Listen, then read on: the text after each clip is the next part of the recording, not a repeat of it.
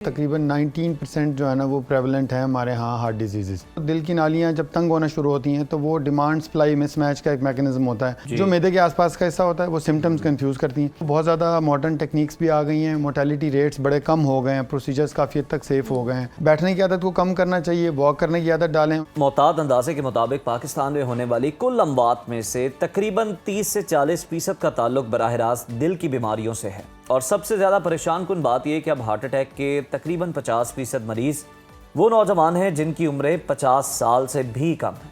और यही वजह है कि पाकिस्तान में हर साल लाखों अफराद को स्टेंट डलवाने की ज़रूरत पड़ती है। और तिब्बी माहिरीन कहते हैं कि स्टेंट डलवाने के बाद आपको अपनी बरसों की आदत बदलनी पड़ती हैं। एंजियोप्लास्टी के बाद नॉर्मल ज़िंदगी की तरफ वापसी कैसे मुमकिन है, परहेज़ क्या है, ऐसे और भी बहुत से सवालात हैं जिनके जवाब जानने की ज़रूरत है। तो हमारे पास स्टूडियो में मौजूद हैं मारूफ माहिर अमराज डॉक्टर जुनेद ज़फ़र साहब। डॉक्टर साहब बहुत शुक्रिया आपके कीमती वक्त का। वेलकम टू सुनो पाकिस्तान। सबसे पहले तो ये बताएं कि पाकिस्तान में हम देख रहे हैं कि आए रोज़ दिल के अमराज बढ़ते चले जा रहे हैं। क्या इसकी मेन वजह वही है कि स्ट्रेस है, परेशानियां बहुत हैं, क्योंकि अदादोशुमार काफ़ी दिल दहला देने वाले हैं? बिल्कुल ठीक कह रही हैं। कल मैंने मेरी एक टॉक थी तो मैं उनमें वही स्टैट्स बता रहा था कि इस वक्त जो एक मुहतात अंदाज़ा जैसे आपने कहा तकरीबन 19% जो है ना वो प्रेवलेंट है हमारे यहाँ हार्ट डिजीज़। 23 मिलियन के करीब जो है ना बनती है।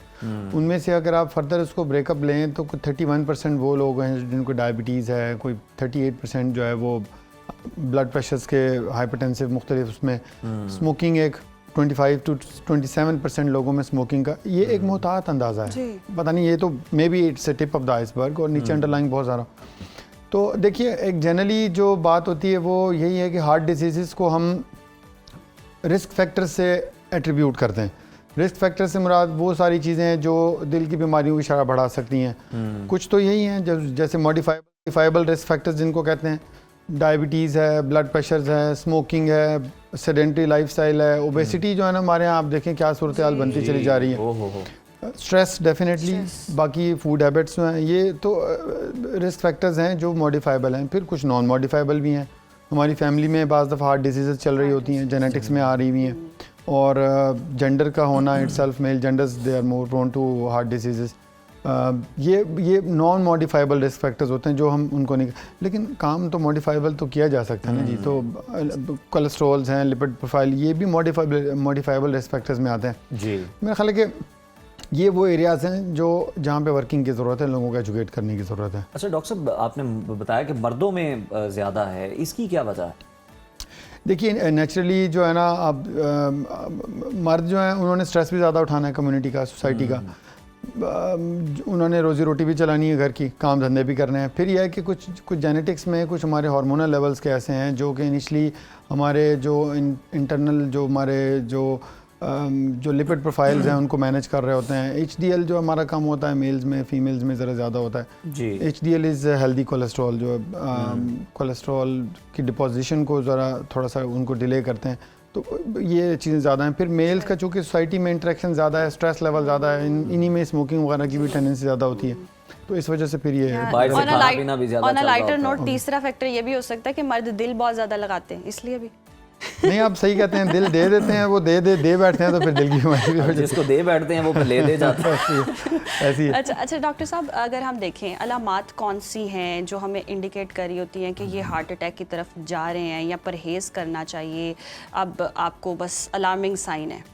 देखिए, उन सब लोगों के लिए अलार्मिंग साइन है जिनमें ये मॉडिफाइबल रिस्क फैक्टर्स मौजूद हैं। ठीक, वो मॉडिफाइबल रिस्क फैक्टर्स मैंने आपको ये 5-6 बताए हैं, स्मोकिंग है, हाइपरटेंशन है, डायबिटीज़ है, लिपिड्स हैं, उनके लिए तो अलार्मिंग है, they are already prone.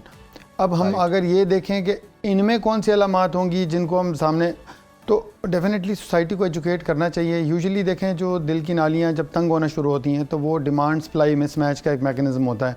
Exertion पे, चलने पर सांस का फूलना, चलने से सीने में दर्द का होना, दबाव का होना। बहुत सारे लोग जिनको डायबिटीज़ होती है उनमें क्लासिकल सिम्टम्स नहीं आती, जैसे हम मतलब एक आम एंजाइना को बताते हैं कि जी छाती में दर्द हो, जो कंधों में, गले, जबड़े, दांतों में, पीछे कमर के ऊपर के हिस्सों में, ये सारे वो एरियाज हैं जहाँ पे हार्ट की पेन महसूस हो सकती है। उनमें इस तरह की सिम्टम्स ही नहीं आती। उनमें वो फिर एटिपिकल सिम्टम्स होती हैं कि बोझ हो गया, बदहज़मी हो गई, री हो गई। हमारे पास बहुत सारे पेशेंट इंटरेस्टिंगली मैं आपको बताऊँ ऐसे आते हैं जो मैदे का ट्रीटमेंट ले रहे होते हैं 2-2, 3-3 दिन से, और अचानक पता लगता है कि कार्डियक अरेस्ट हो गया। वो बेसिकली ये वो लोग होते हैं जिनको हार्ट के उस हिस्से में ऑक्सीजन सप्लाई कम हो रही होती है हार्ट अटैक या एंजाइना की वजह से। जो मैदे के आसपास का हिस्सा होता है वो सिम्टम्स कंफ्यूज करती हैं। फिर एक सेंस ऑफ डिनाइल होती है कि कैसे मेरे अंदर कैसे हो सकता है, नहीं नहीं मैं तो ठीक हूँ, मैं तो ये हूँ वो हूँ। वो नतीजा ये निकलता है 2-3 दिन का डिले आ जाता है और उसमें, और वो फिर अचानक पता लगता है कि खुदा न खास्ता उससे कोई कॉम्प्लिकेशन होगी, उठा कर ले आते हैं। अच्छा डॉक्टर साहब, ये मैदे का और दिल का बड़ा लिंक है और हमेशा इनकी जो सिम्टम्स है ना ये कंफ्यूज कर रही होती हैं। मतलब मैदे वाले को लग रहा होता है कि ना नहीं दिल का मसला है, दिल वाले को लग रहा होता है मैदे का मसला है। तो ये किस तरह से काम करता है और किस तरह से हम पहचान सकते हैं कि मसला है कहाँ पे? देखें, मैदे और दिल का आपने कहा डेफिनेटली लिंक है। एक लिंक तो वो है जो कॉजल फैक्टर में आता है। कॉजल फैक्टर ये है कि ज़ाहिर है मैदे के अंदर ही जंक फूड जाएगा, मैदे के अंदर ही हाई लिपिड्स और ये फैटी फूड्स वगैरह जो भी कुछ कर रहे हैं वो उसी से ही जाएगा, और वो बीमारी भी वहीं से उसको होगी, जो लिपिड्स वगैरह वहीं से बढ़ेंगे। जहाँ तक सिम्टम्स का ताल्लुक है, मैदे का वो मरीज़ जो एक एक्सर्शनल सिम्टम्स के साथ आएगा, मतलब चलने से जिसको तकलीफ हो रही हो मैदे वाली जगह पे, हम कह रहे हैं, हम इसको एपिगेस्ट्रिक एरिया बोलते हैं, अपर एब्डोमेन कह लें, क्योंकि मैदे का चलने से ताल्लुक नहीं होता यूजुअली। मैदे का जो अगर सिम्टम्स होंगी भी सही तो वो खाने के बाद आएंगी, कोई फैटी फूड खा लेगा उसके बाद होंगी, यहीं पे गॉल ब्लैडर की सिम्टम्स भी हो रही होती हैं। तो अपर एब्डोमेन की वो सिम्टम्स जो चलने पर आ रही हों और कोई अनएक्सप्लेन्ड सी, अनयूजुअल सी न्यू बदहज़मी की जो शिकायत हो रही हो कि जी जलन है, 2 दिन से डकार फंसा हुआ है, यहाँ पे लगता है कि बोझ पड़ गया है, मैदे को हाथ पड़ गया, इस तरह की सिम्टम्स जो तो बेहतर है कि उनको एवेलुएट करवा लेना चाहिए। सही। अच्छा डॉक्टर साहब, एंजियोप्लास्टी की अगर हम बात करें, किस मौके पर ज़रूरत पड़ती है कि अब ये होना ज़रूरी है, और अगर हो जाए उसके बाद नॉर्मल लाइफ कैसे गुजार सकते हैं? देखिए, एंजियोप्लास्टी एक तरीका इलाज है, इससे बिल्कुल घबराना नहीं चाहिए, लोगों को बिल्कुल सही एजुकेट करना चाहिए। अब अगर किसी को एक प्रोसीजर की ज़रूरत है जिसके बगैर उसकी जान ख़तरे में है तो उसको बताना चाहिए कि ये आपके लिए ज़रूरी है, इससे डरें नहीं, घबराएं नहीं। अब तो बहुत ज़्यादा मॉडर्न टेक्निक्स भी आ गई हैं, मोर्टेलिटी रेट्स बड़े कम हो गए हैं, प्रोसीजर्स काफ़ी हद तक सेफ़ हो गए हैं, नई इन्वेंटरीज गैजेटरीज़ हैं। तो जनरली वो लोग जो क्रॉनिक स्टेबल एंजाइना के साथ आते हैं, जिनको पुरानी तकलीफ चल रही होती है, उनकी सिम्टम्स अगर मेडिकल ट्रीटमेंट पर बेहतर नहीं हो रही तो they should go ahead with it. वो अपनी आर्टरी खुलवा लें, बजाय इसके कि एक बहुत बड़ा हैंडफुल मेडिसिन का जहाँ वो एक थैला साथ लेकर फिरते रहें, और डेफिनेटली दवाइयों की तादाद भी कम हो जाएगी। फिर वो लोग जो सडन हार्ट अटैक्स के साथ आते हैं, जिसको हम प्राइमरी PCI कहते हैं, प्राइमरी एंजियोप्लास्टी कहते हैं, उनके लिए तो इनएविटेबल है, इट्स लाइफ सेविंग। गवर्नमेंट ने ये इनिशिएटिव लिया है, पिछले कुछ सालों से प्राइमरी PCI की जा रही है, इवन गवर्नमेंट हॉस्पिटल्स में भी की जा रही है। मैं समझता हूँ इस पर बहुत अप्रिशिएट करने की ज़रूरत है, क्योंकि हमारे पास जो पेशेंट्स पहले आ रहे थे कन्वेंशनली हार्ट अटैक्स के, हम उनको क्लॉट बस्टर इंजेक्शंस देते थे।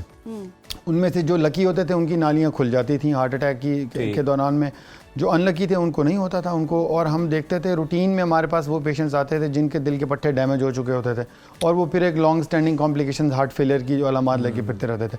अब वो प्रोसेस बड़ा कम हो गया। लोगों को ये बताने की ज़रूरत है कि गवर्नमेंट हॉस्पिटल्स में प्राइमरी PCI की सर्विस शुरू की गई है, जो कि हार्ट अटैक के दौरान फौरी तौर पर एंजियोग्राफी करके स्टेंट डाल दिया जाता है। उससे फ्लो भी बेहतर हो जाता है, हार्ट के मसल्स मिनिमल डैमेज होते हैं, बल्कि बिल्कुल डैमेज होते भी नहीं है। अच्छा डॉक्टर साहब, ये 2 चीज़ें मैं आपसे जानना चाहूँगा। एक तो हमें ये बताएं कि जो दूसरे मसल्स हैं, बाइसेप्स हैं, ट्राइसेप है या और चीज़ें, उनको तो हम उनको ट्रेन कर सकते हैं। हार्ट के मसल्स की आपने बात की, बड़ा इंपॉर्टेंट है, इसको हम किस तरह से स्ट्रॉन्ग कर सकते हैं और बेहतर कर सकते हैं? और दूसरा ये बताइएगा कि स्टेंट की लाइफ क्या होती है? हार्ट के मसल्स को भी स्ट्रॉन्ग उसी तरह करेंगे जैसे बाकी जिस्म के मसल्स को करेंगे। हम लोगों को कहते हैं जी वॉक करें, एक्सरसाइज करें, ट्रेडमिल करें, जितना हो सकता है बैठने की आदत को कम करें। कोई भी मसला है उसको उससे काम लेने का तरीका ये है कि उससे काम लेना शुरू कर दें। वो बेहतर होता चला जाएगा। बैठने की आदत को कम करना चाहिए, वॉक करने की आदत डालें, उनसे कहें एरोबिक्स करें, जो भी जितनी भी उनकी टाइम मैनेजमेंट में वो अपना वो कर सकते हैं। दूसरा, वो चीज़ें जो हार्ट के मसल को डैमेज करेगी उनको अवॉइड करें। अगेन वही हार्ट अटैक के रिस्क फैक्टर्स जो भी हैं, ब्लड प्रेशर है उसको अच्छा कंट्रोल करें, क्योंकि उससे हाइपरटेंसिव हार्ट डिजीज़ होगी। फिर ये है कि कुछ चीज़ें ऐसी हैं जो इन्फेक्शंस के बाद हो जाती हैं, ज़ाहिर है उनको आप मैनेज नहीं कर सकते, उसके लिए आपको मेडिकल हेल्प की ज़रूरत होगी। स्टेंट का आपने सॉरी मुझसे पूछा कि देखें ऐसा कोई कॉन्सेप्ट नहीं है। मेडिकल जो हमारी जो हमारा जो प्रोफेशन है, जो कार्डियोलॉजी रिलेटेड इंटरवेंशन, हमारे यहाँ ऐसी कोई चीज़ नहीं है कि स्टेंट की इतनी लाइफ होगी, स्टेंट की उतनी लाइफ होगी। हमने वो पेशेंट हैं जिनको हमने स्टेंट डाले हैं 12-12, 13-13 साल पहले, उनको किसी वजह से रिपीट एंजियोग्राफी की गई तो स्टेंट ऐसा बेहतरीन पेटेंट होता है जैसे एक दिन पहले डलाओ। और हमारे पास वो पेशेंट्स भी आते हैं जिनको स्टेंट डलते हैं 3 महीने 4 महीने के अंदर दोबारा हार्ट अटैक करवा कर आ जाते हैं। एग्जैक्टली। देखें अच्छी गाड़ी लेंगे तो उसकी केयर भी अच्छी करनी पड़ेगी। अगर आपने एक अच्छा प्रोसीजर किया है, अच्छा स्टेंट डलवाया, तो आपने उसको प्रोटोकॉल देना है, उसकी लुक आफ्टर अच्छी करनी है। दवाइयाँ खाएं, खून पतला करने की दवाइयाँ ज़रूरी होती हैं, उनसे बिल्कुल ना घबराएं। बीच में जो थोड़ी बहुत 19-20 होगी वो आपका डॉक्टर आपको गाइड करेगा। फिर अगेन वो रिस्क फैक्टर्स जो इन स्टेंट्स को भी तंग कर देते हैं उनको अवॉइड करें। और मैं आपको बताऊँ ये वही रिस्क फैक्टर्स हैं जो नेटिव नालियों को ख़राब करते हैं, वही डायबिटीज़, हाइपरटेंशन, वो चीज़ें उनको अच्छा कंट्रोल करें, मैनेज करें, वॉक करें, एक्सरसाइज करें। बहुत शुक्रिया डॉक्टर साहब आपके वक्त का।